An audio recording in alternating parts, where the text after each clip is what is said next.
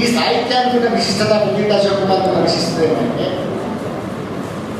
రిక్లెయిమింగ్ past, గతాన్ని reclaim చేస్తుంది. నిజానికి తెలంగాణ సందర్భం ఎట్లాంటిది వల్ల తెలంగాణ అనేది అన్ని మైమరింపజేసినారు, విస్మరింపజేసినారు. ఇక్కడ చరిత్రను కానీ విశిష్టతను కానీ ఇక్కడ సంస్కృతిని కానీ అంటున్నాం కాబట్టి ఏదైతే మనం ఇది ఒక గొప్ప విషయము, ఇక్కడ జరిగిన ఈ నేల మీద జరిగిన గొప్ప చరిత్రకారులు ఉన్నారు, చరిత్రలు సృష్టించిన వాళ్ళు ఉన్నారు, వైజ్ఞానికులు ఉన్నారు, మనుషులు ఉన్నారు.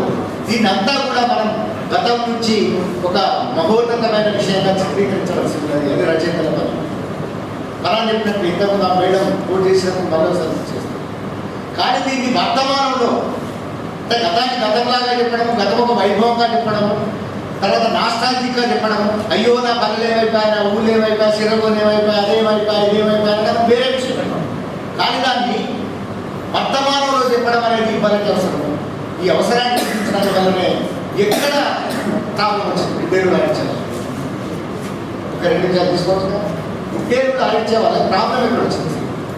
నిజానికి నా సాదాసీదా 4 పాత్రలు మంచి జీవితం. మంచి జీవితం అంటే ఉన్నదాంట్లో వాళ్ళు మనుషులాగా బతుకుతున్న జీవితం. ఒక గుడ్డేరు కూడా మనుషులాగా బతుకుతున్నారు, కుటుంబంలో భాగమైంది. మనుషులు కూడా మనుషులాగా బతుకుతున్నారు. ఈ బొమ్మ కావచ్చు, ఈ మాట కావచ్చు, కొడుకు చాంది కావచ్చు. కానీ వాళ్ళని అతలాకుతలం చేసింది ఏమిటి అనేది ఇక్కడ ముఖ్యమైన విషయం. వర్తమానంలోకి ఎట్లా వస్తుంది చరిత్ర?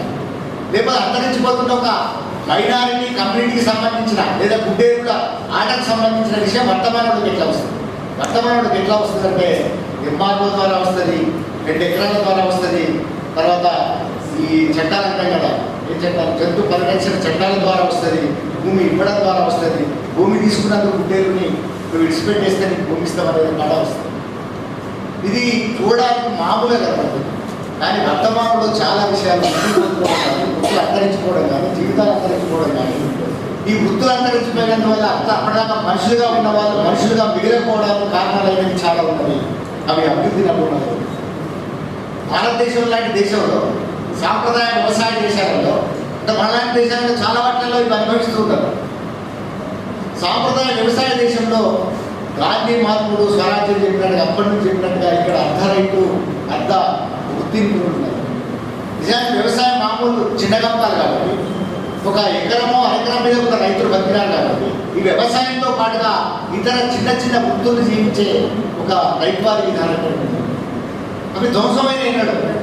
అట్లాగే చేతి వృత్తులు అనేవి ఒక ప్రధానమైన వృత్తిగా ఇక్కడ బతికినారు. అవి ధ్వంసమైన వీటికి ప్రత్యామ్నాయం లేని చోట కోట్ల మంది, ఉదాహరణకి వాళ్ళ చిల్లర వర్తకంలో ఎఫ్డిఐ వస్తుంది.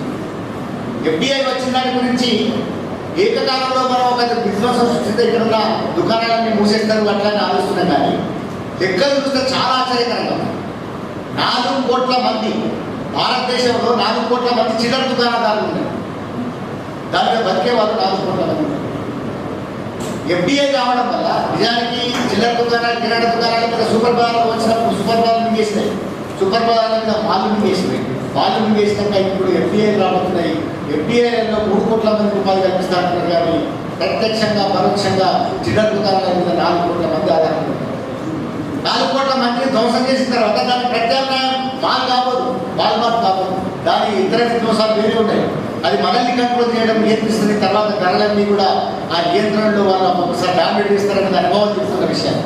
కానీ అమ్మడము, అమ్మకపోవడం, నిజానికి వాల్మార్ట్లో గర్భ నిరోధక సాధనాలు అమ్మడానికి అమెరికాలో కూడా వాళ్ళు అమ్మరు, వాళ్ళ ఇష్టమైన అమ్మరు, వాళ్ళు అమ్మదలుచుకునేవే అమ్ముతారు, వాళ్ళు ఇష్టమైన ధరగా అమ్ముతారు. ఇవన్నీ వేరే విషయాలైనప్పటికీ కూడా ఇక్కడ జీవన విధ్వంసం ఎక్కడ జరుగుతుందంటే మామూలు తోడి దుకాణం పెట్టుకుంటే వాళ్ళందరూ కూడా పోయే అవకాశం. ఇది వర్తమానం. ఈ వర్తమానం కనుక ఉంటే అభివృద్ధి నమూనాలు కానీ, ఈ వర్తమానం కనుక ఉంటే విషయాలను కానీ మన గతం నుంచి తేవడం అనేది కనాల్సిన విషయం. ఆ తర్వాత దాని ప్రతిఘటన సాహిత్యం కూడా దీంతో ఆగకూడదు రచయితలు. నెక్స్ట్ దశ, 2వ దశ ప్రతిఘటన సాహిత్యం. అట్లాంటి ఒక సాహిత్యంలో మామూలు అంశాలు, ఒక మామూలు ఎవరు అంటే చూసినా కూడా పట్టించుకుని సాధాసిన విషయాన్ని ఒక యూనివర్సల్ సాహిత్యంగా మలిచి మన ముందుంచిన పెద్దింటి అశోక్ కుమార్ గారికి నిజంగా తెలంగాణ అభినందనలు తెలుపుతున్నాను. నిజానికి ఆఖరిగా ఎందుకని తెలంగాణ మాత్రమే పాడుతుంది అని, ఎందుకని తెలంగాణ మాత్రమే రాస్తున్నదని, ఎందుకని తెలంగాణ ఇంకా కవిత్వాలు రాస్తున్నది, కథలు రాస్తున్నది, సాహిత్యం రాస్తున్నది.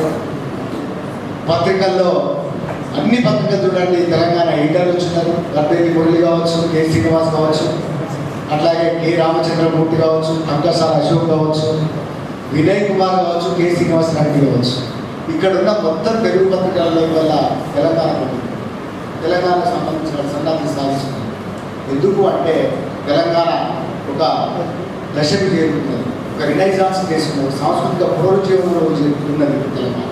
అందుకే అది పాడుతున్నది. పెద్దింటి అశోక్ కుమార్ ఇంకెన్ని నవలను రాసి లేదా సాహిత్యం రాసి ఉండిపోవాలని, అట్లాగే ఈ నవలకి అనువాదం చేసిన జయలక్ష్మి గారికి ఇంత న్యాయం చేసిన తర్వాత తెచ్చుకోవచ్చు. ఎందుకంటే ఇప్పుడు ఇట్లాంటి పదాలు చేయడం అంత సులభమైనది కాదు. మనం సహకారం ఇస్తే, అంటే ఇక్కడ నిజానికి వెంకటేశ్వర గారు ఇప్పుడు అంటున్నారు, కానీ ముందు జయలక్ష్మి గారికి సహకారం ఇస్తే వీలయ్యే అవకాశం ఉంటుంది. అట్లాంటి ఆమె కూడా అభినందనలు తెలియజేస్తూ సెలవు తీసుకుంటాను. Thank you very much.